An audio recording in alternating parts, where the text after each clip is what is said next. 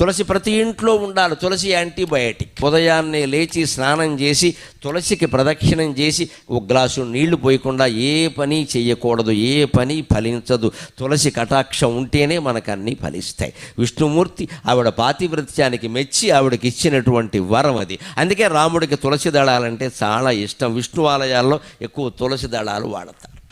విష్ణుమూర్తికి అలంకారాలు బాగా ఇష్టం. అందుకని మల్లె పూలదండ, చామంతి పూలదండ, బంతి పూలదండ, గులాబీ పూలదండ, నీ ఇష్టం వచ్చిన పూలదండలన్నీ పట్టుకొచ్చి విగ్రహం మీద బారేస్తే వచ్చే ఇబ్బంది ఏమిటో తెలుసా? విగ్రహంలో పురుగులు చేరతాయి.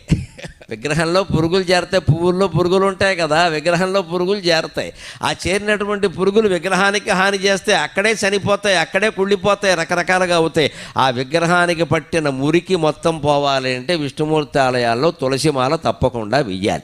అది శాస్త్రీయమైన ఆచారం. హిందూ దేవాలయాల్లో పాటించే ప్రతి ఆచారం శాస్త్రీయం.